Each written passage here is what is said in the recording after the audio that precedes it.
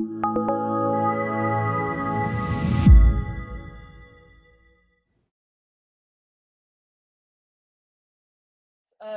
going to throw in a couple of ideas today. You can see there's some images already on the screen. So I'll get moving because I'm going to speak for about 40 minutes, but I'm going to break it up. We've got a Zoom webinar chat, and I know it's not exactly interactive, but I'm going to stop it once or twice to ask for people to just throw in some comments. And then when we go into the keynote conversation after this, then we're going to have more of an interactive opportunity to talk about these ideas or any other points. I should say as well that this is a relatively new analysis that I've done. It's in a book that I've got in press right now. I've only presented a little bit on this before, so I'm really open to, critique and criticism and contestation as always. So, nothing is fixed in these things. So I'm going to just close the chat for the minute and show you an image there. Now, remember this? This is a rather sort of prototypical in a way image of the face-to-face, lecture setting, the blackboard. Students, some of them look like they're asleep, which is kind of funny.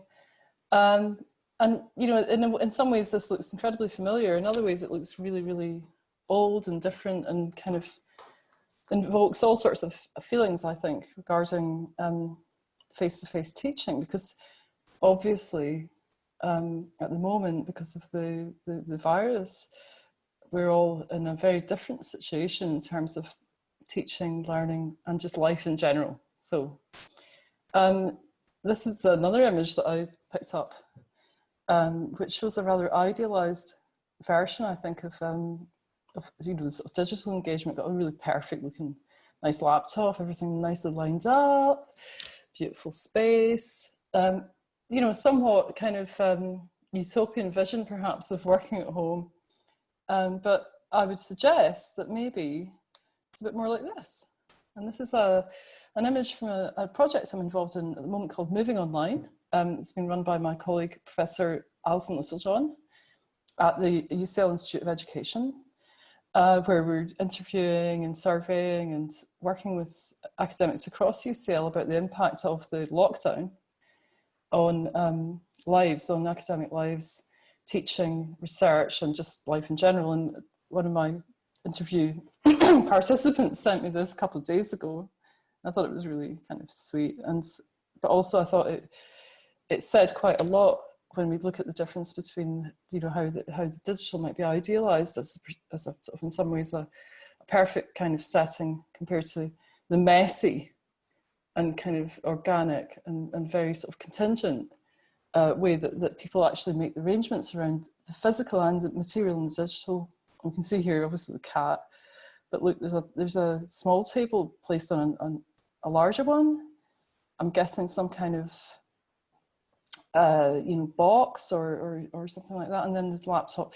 And more seriously, the participant in the interview research wrote this and sent this to me because he said, my neck is just killing me. I have to build this thing in order to put my laptop at the right height. And I'm guessing that a lot of people are in the same position. So, this relates to my talk, because really what I want to talk about today is the relationships between the physical and the digital. And I know that other people within the conference have been looking at this already. This is my setup right now. This is where I'm sitting. I just took that picture about 10 minutes ago. So you can see that I got my art books out of this shelf on my coffee table with nice books, and I piled them up. And that's now my, kind of Zoom / Teams / Skype sort of platform, Sometimes I'll put a background behind it. So there's something about the kind of bricolage that we're all using in order just to kind of keep this whole thing going. I want to refer to, I'm going to move on to look at a couple of theoretical points. Catherine Kell looks at particularly what she looks at text trajectories, and she talks about modes and media of communication carry meanings between streams and flows make up the texture of the contemporary world. And historically, literacy is one of the most important channels through which meanings have crossed space and time. And I know that previous speakers in the conference have been looking at digital literacies in very interesting ways. But one of the things I'm interested in with Cathy Kell's work is this notion of channels. Okay, so let's hold the thought of channels, because that's going to take us through to a later point in the talk. One of the things that I want to sort of put down as kind of maybe like ground clearing points, you know, a couple of kind of points from me, I would argue, and obviously coming out of the literature, is that all reading and writing is particular rather than abstract. I'm talking about digital practices now, and that human subjects engage in material practices which are socially, politically, and temporally, always physically situated. And I mean, this is not a new idea, but it's worth, I think, re-emphasising that when we look at the digital, we're never actually separated from the social material. We're never separated from the particular, such as the pile of tables with the cat, or the pile of books, or whatever arrangement that all of you are looking at right now. And I'm going to come back to that in the keynote conversation. So we could argue that digital technology is quite often presented as a tool. And, you know, that's one way of looking at it. But what I would argue is that through that, you have this sense that materiality, space, and temporality are relegated to context. So there's a sense that, you know, there's the digital, and then there's this sort of backdrop. And I'd want to challenge that and say that actually all of those elements of the digital, the material setting, the space, and the time, like we're all in different time zones, for example, right now, are not context. They're actually, you know, intrinsic to the entire event, or entanglement, or network, or I'm going to argue for a different type of concept later. So alternatively, digital technology can be portrayed as a force to be harnessed. That's the opposite end of the way of looking at it, where it's seen as sort of somehow separate from the human and something that's, you know, slightly to be feared. I would want to argue for a conception which is somewhere in between these two points. As many of you know, Bruno Latour, looking from the point of view of active network theory, has argued that the standard paradigm of social science doesn't give enough credence to the role of objects. They're not seen as part of the social. And he argues that the recognition of the role of objects would further embody our conception of how we make meaning around text. Now, I'm talking about text quite a lot, but I'm talking about emails, contributions on Moodle, Twitter, and so on. This is all about online communication.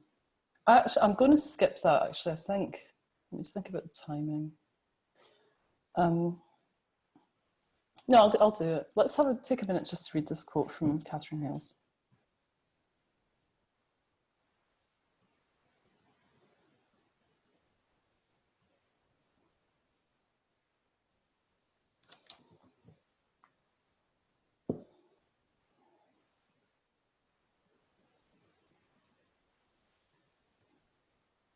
Okay, hopefully that's enough time for you to read through that. And I don't want to put a ton of text on the slides, but at the same time, I want to bring in this theoretical angle, which many of you will be familiar with already, which just comes out of posthumanism. I think what's most important here that Catherine Hales is emphasising to us is the notion of, you know, the kind of, if not a literal prosthesis, the sense of the relationship with the device, which is not one of user and tool, but it's much more related to the idea of a kind of interconnected, entangled agency, which a lot of other scholars have spoken about in a lot of detail. We also know that the material practices they're dynamic and they occur across physical domains. I mean, I took this picture, actually I didn't take this picture, one of my research participants took this picture a few years ago, and this was, you know, when we weren't under lockdown, we were commuting, but the point being that the mobilities of contemporary digital practices, you know, we can't like say where does the campus begin and finish, you know, that it's an extended and distributed entity across a whole range of physical domains and also mobile domains as well. And as Hales has said, materiality, like the objects itself, is not a pre-given entity, but rather a dynamic process which changes as the focus of attention shifts. So the idea here is that we don't have a sort of setting, which is like a box for education, and then we do the education in the box, but the whole box doesn't really exist, and it's constantly in a state of flux. I'm going to come back to this picture, which comes from a piece of research I did with Professor Martin Oliver at the Institute of Education a few years ago. And that's a drawing that was done by one of the student participants to depict their day-to-day digital engagement. But the point being here that it's the idea of the changing assemblage and also the tracing of texts in particular across the print and digital. I'm going to come back to that picture, which is really interesting, but I'll move on from it right now. Let's go back to Hales. She says, grasping the complex ways in which timescales human cognition interact with those of intelligent machines requires a theoretical framework in which objects are seen not as static entities that once created remain the same throughout time, but are rather understood as constantly changing assemblages in which inequalities and inefficiencies in their operations drive them towards breakdown, disruption, innovation, and change. So it's a radical conception of sort of, emergence, I guess, of practices. And it sounds quite abstract, but I think we can try to bring this back to the practical. Here's another contribution from one of the research participants. These are doctoral students. And Frederick supplied this picture of a paper diary, good old paper diary, which is almost, if not archaic, kind of unusual now. But he said, when I read, it has to be a physical paper, and when I read, I have my marker pen. So for me, a Kindle or something like that will not be an option for quite a long time because I can't marker pen, or if I could, then it would be broken. So he was sort of joking. And I know that you can do a digital marker pen thing, but for this student, the physical interaction with the material paper text and the actual pens in the hand were extremely important. And this was a student that was very digitally confident. So it wasn't anything to do with not being comfortable with digital technology, but there was a really strong theme throughout the data of a sort of allegiance with the material, with people handling pens and paper. And this comes up again and again in the research. Louise says, if I'm sitting at a computer typing, I find that it sort of blocks my thoughts because there's too much temptation to kind of delete and keep on changing. Whereas if you write by hand, it sort of flows. I mean, like a lot of authors, I think it's easier to write by hand than on a computer. So that's just one person, but I think that was interesting. And again, this is a student who's very digitally confident. And the picture on the right actually isn't from Louise, it's from another participant in the study.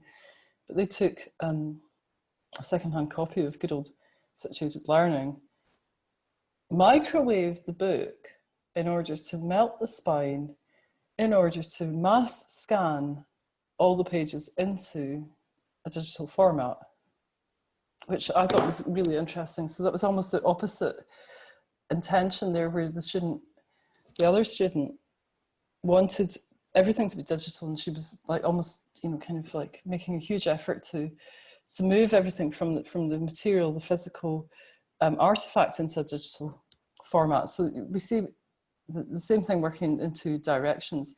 So what we see is that devices and objects, as I've argued, and others might be seen as like non-human actors in terms of, and using terminology of actor network theory, not simply tools or context, but something that's more agentive. That doesn't mean necessarily that they're got the same kind of agency as the human, but there is a sort of sense of agency there. And Hales has talked about this as well.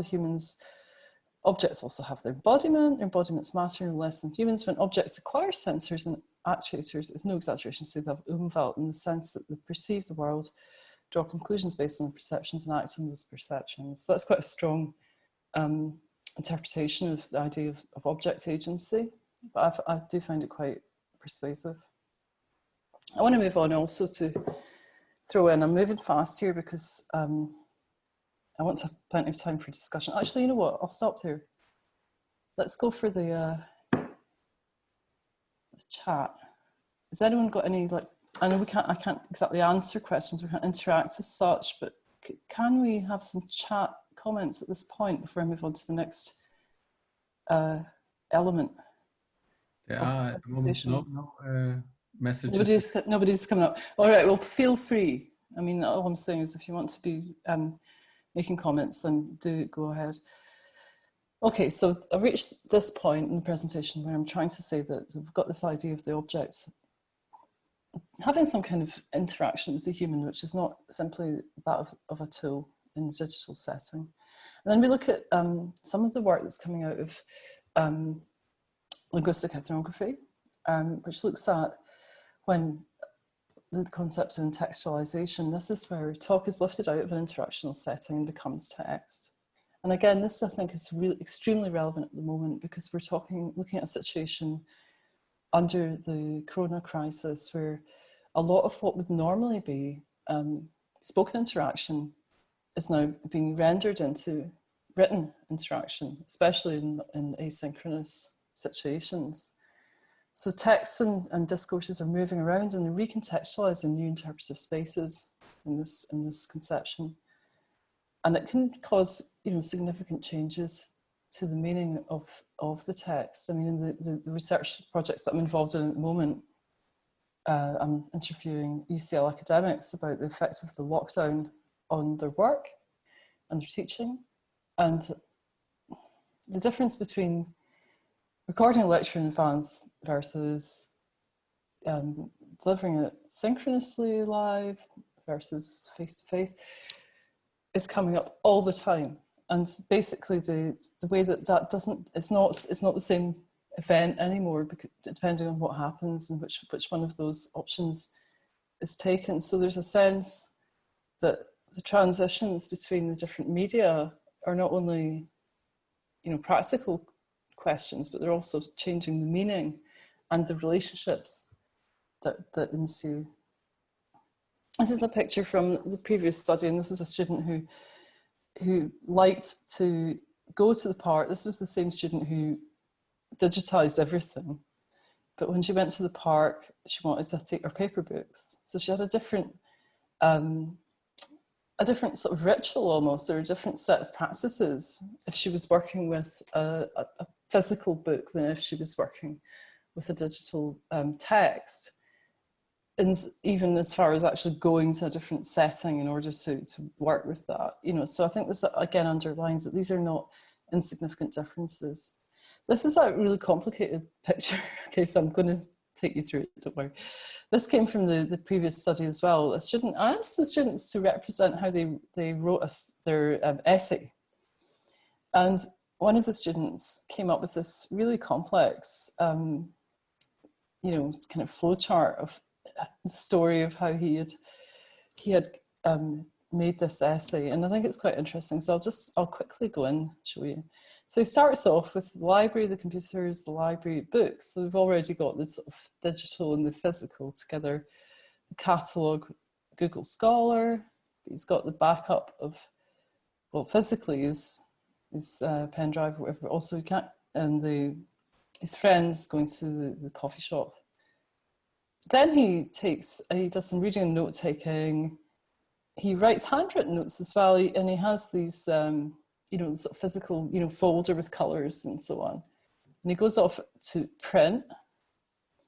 Then he's back in the library again. He's using the computers, making another draft. Goes off to print. He actually goes to print at SOAS, which is a neighbouring university which had cheaper printing at the time. So that's why he used to go there, because his girlfriend was studying there. He gets tutor feedback. You can see it there with the track changes. And then he goes on to edit further, and then finally he submits the text, both at that time, so a couple of years ago, it was both the physical text and also the digital. We only take the digital ones now. But I mean, the point with this representation is the sheer complexity of the process that goes on behind the scenes for a student to produce a piece of work which actually manifests itself as a digital text, but actually the processes by which the digital text was produced are incredibly complicated and very physical, and constantly the text is constantly passing back and forward between what I would regard as a sort of quite an important kind of boundary between the digital and physical. Massey has already written very persuasively about this. She talks about how space is not a box, it's a product of interrelations constituted through interactions. We recognise space is always under construction, precisely because space in this reading is a product of relations between, relations which are necessarily embedded in material practices, which have to be carried out, and they're always in the process of being made. So I think this is quite important. This is coming out of human geography, but very influential piece, which makes us think slightly differently about the constitutive, the co-constitutive nature of space. It's not a neutral backcloth, it's not a context, but it's contingent, dynamic, and it's absolutely intertwined with meaning making itself in the digital and physical settings. This is a slide that was actually made by one of the students in the study. And without any particular prompting around the concept of space, the student supplied these images and gave the title Westbound My Space. You can see how she's got her exercise ball with her laptop, might look a bit familiar these days. Then she's got the cafe, the public spaces, the student study room, then again with the park and the squirrel, which she introduced. But I think the really interesting one is the final image of the iPad on the edge of the bath. And I was like, what's this? Why have you got the iPad on the bath? And she said that she got the iPad, put it in a Ziploc bag, and then took it to read in the bath. And I'm like, okay, that's really interesting. And I thought that was a really interesting kind of example of a student innovating a sort of literacy, digital literacy practice in a really unusual way, in a sort of in a setting which might normally be seen as intimate, not particularly what we consider to be part of university practices. So I think this underlines this sort of the very kind of ambiguous nature of where students might think that they're sort of quote unquote at university or not. Okay, so I'm going to stop again. Have we got any comments so far, Theo, or are we still? Anybody has anything to say so far that I could respond to before I move to the final section? I've got 3 comments in the chat now. From Alan Tarkani, remark: it is interesting to consider the space we are creating now as we are more remote. That influences that space, and how we can as teachers influence the space more. That was a question. How can we take an influence on the space? Yeah, I mean, it's a really good question. Thank you, Ellen, for asking it. I mean, I don't have a great answer to that, to be honest with you. I mean, I think that it's a very, very complicated situation that we're dealing with at the moment. We are simultaneously, it seems, and I'm still grappling with this. We were all using words like remote and distance and connected and communities and trying to work out what that means. What I will say is I'm involved with other colleagues at UCL trying to put together a sort of values-based framework for digital education for the future of Institute of Education. And we're thinking about, what does it actually mean for us to talk about community in a setting where people are physically distant, and structural inequalities surrounding, gender, race, all aspects of structural inequalities are becoming, even more pronounced. One of the things that I'm really noticing in the research that I'm doing is, generational differences is huge, actually. As you would expect, the younger, less secure early career researchers that are sitting with, in flat shares or apartment shares, with, the laptop on the bedside table, and then you've got the established academics with a nice study, and so the sort of the effects of the lockdown and the need to work at home, I think, has really brought into relief a lot of the structural inequalities that exist with faculty. I think that would be one thing. So I think to come back to the question, what influences space and how can we as teachers influence the space? There's our space, right? The space in which we are sitting and trying to teach and manage and do research. But there's also the question of how I think a sensitivity towards the fact that the students will also have those complexities, right? So if we're engaging with our students in an online setting, it's very probable that some of them might have a great, space, a lovely desk and top range digital equipment. Others will be struggling in overcrowded accommodation, sharing facilities and so on. So my first reaction to that is just like the actual practical stuff has to be thought about. And then I've got another question here from KFS. How many professors have noted what you mentioned, that university professors prefer a live 1 hour presentation at 9 in the morning rather than having access to the video recording? Yeah, well, I mean, I had a really long conversation, thank you for that. I had a long conversation in an interview earlier today about exactly this point with one of my colleagues, and there's a tension, because a lot of people, I mean, this is something we can talk about in the keynote conversation. It seems to me that we've got a sort of push-pull between, do we attempt to kind of create quite a slick, MOOC style, kind of really high production values experience for the students, which, let's face it, we haven't got the time and the resource to do in the time frame we're facing? Or do we emphasize what I would term as authenticity of relationships? So the question about synchronous and asynchronous is absolutely crucial to this, in my opinion. I know there's arguments on both sides, and I'm not saying you do one or the other, but I think it is really interesting that, I've talked to a lot of colleagues about when they're doing like flipped classroom stuff and they're trying to like pre-record, they use days on trying to make it like almost like a TV documentary, like really perfect. And it doesn't need to be that good or that in that sort of genre, but they feel it should be. So I think that one of the like pitfalls of all of this is that we have to decide, is it a broadcast or is it an interaction? Right? I mean, it could be a bit of both, but you have to decide which framing you're working under. Ellen, thank you.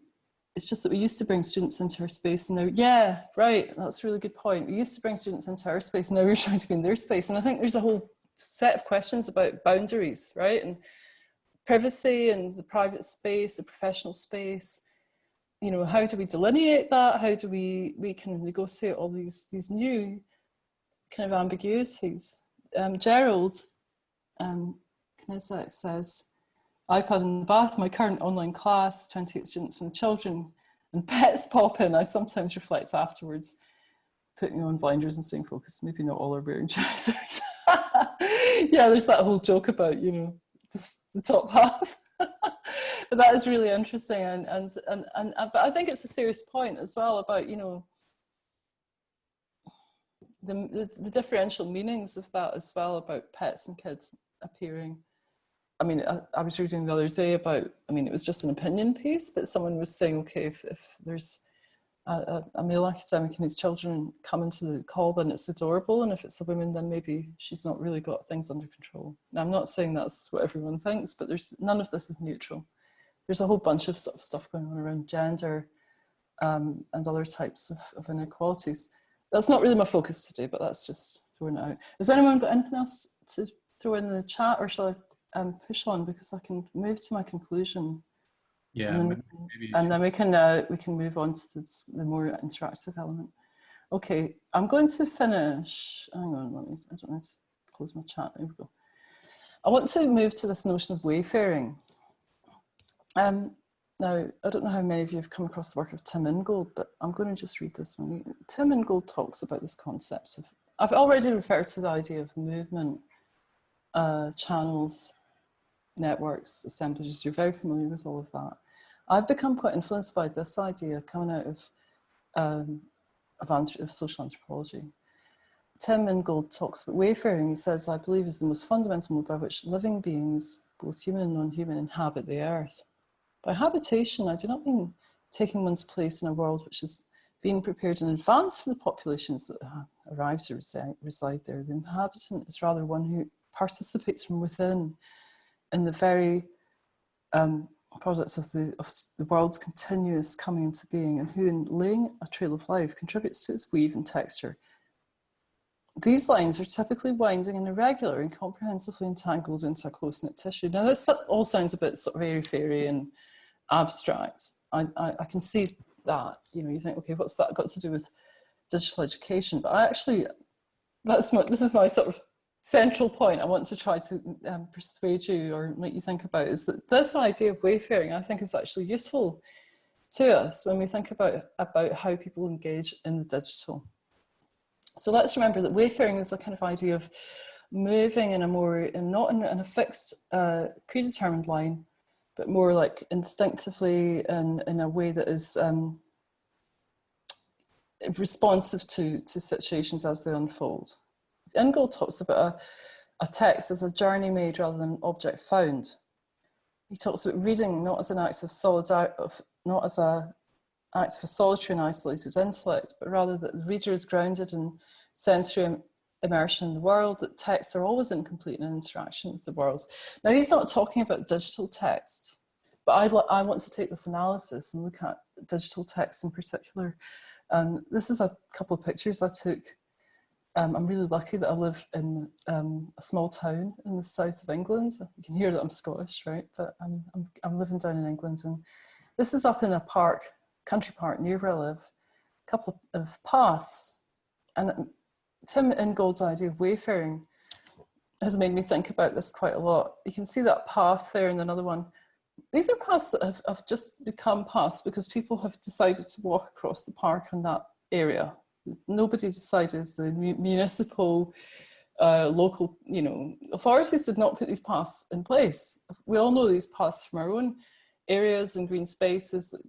People just decide they want to walk from one place to another. A path appears because people decide to use it. Richard Long, the environmental artist, has talked about, he calls these desire paths.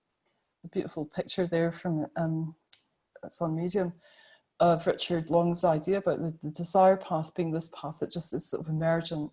And I think this is crucial to what I want to talk about with, to move to a finish here with Ingold, is the idea that, he talks about the meshwork, an entanglement of interwoven lines. These lines may loop or twist around one another or weave in and out. This is what distinguishes the meshwork from the network. The lines of the network are connectors. Each is given as the relation between points independently and in advance of any movement from one towards the other. Such lines, therefore, lack duration. The network is a spatial construct. In contrast, he says, the lines of a meshwork are of movement and growth. They're lines along which things become. Every animate being, as it threads its way through and among the ways of every other, must, perforce, improvise a passage, and in doing so, it lays another line. Again, okay, what are we talking about here? What's that got to do with digital engagement? I think everything to do with digital engagement, because if we think about it, another concept that he uses is that the concept of the knot, the place where many lines of becoming are drawn tightly together, yet every line overtakes the knot in which it is tied. Its end is always loose, somewhere beyond the knot, where it's groping towards an entanglement with other lines and other knots. And for me, this is a theoretical kind of offering, which gives us, I think, some space to think about the digital in a sense of it's both structured and purposeful, but also emergent. And I think this is one of the reasons I've written about this in previous publications. I'm resistant to framework-based, for example, accounts of digital literacies, because I think that they don't take into account the messy nature, like we saw earlier with that account of how the student wrote the essay. And just finally, moving to the end, Catherine Hales again has talked about different types of reading, like close reading, meaning slow reading of paper text versus hyper reading online. And she talks about how hyper reading is rapid, flitting, multiple, and unpredictable. And I've gone on to write in a new publication that this is, I've proposed the concept of hyper writing as a way that we could think about digital knowledge construction, and the sense that the text itself is like Ingold's knot in the network. Okay, I'm going to stop again there, and I've galloped through a lot of stuff there, I know, in quite short time. But I'm keen to make sure I don't overrun. Theo, have I got 3 or 4 minutes to explain this before we go to the break? Well, yeah. Yes, she does. Yes, you have 3. Yeah, you have like 3 minutes, and then because this is what you're going to use in the keynote. Okay, this is the bridge to the break, and then so this is the picture that I showed earlier, and this was drawn in an interview by a student, and I asked the student to represent her daily. I didn't even say digital practice, actually. I just said study practices, and she produced this picture, which I hope you can see. It was Blackboard, we've got Moodle now, but it was Blackboard then. She's in the middle running about between different campuses. The students at the campus, but we've got things like Blackboard, internet represented in a sort of cloud shape, reading on the train, and then there's people. And I mean, I think this, in a sense, gives a kind of good representation of the complexity of what that student is doing. And going back to Ingold's idea about, you know, wayfaring, that student is not doing anything that's sort of official in terms of like what you would expect in terms of go to the student computer lab and write your essay. She's doing everything like making it up, like the iPad on the bath. So my question is, and maybe like kind of something you do, this is entirely up to you, but if we've got a break now, you might want to grab a pen and paper or do, you know, maybe you've got a drawing app or something. Think about your representation of your day-to-day, I say digital literacy practices, I should have said, or just digital practices. I don't know how much we can compare between us, but maybe you can draw a picture, but similar to that, either on the break or maybe quickly when we're all together again in a few minutes. I'd be really interested to hear about that, and especially, of course, during, you know, the time that we're working online and under the lockdown. And, you know, do you see any evidence of this idea of the wayfaring, the kind of free movement, the responsive movement, the making of the path, right? The making of the path, that's the important point. The mesh work, the idea of the knots, the idea of hyper-reading. Are any of these concepts resonant or not? Maybe not.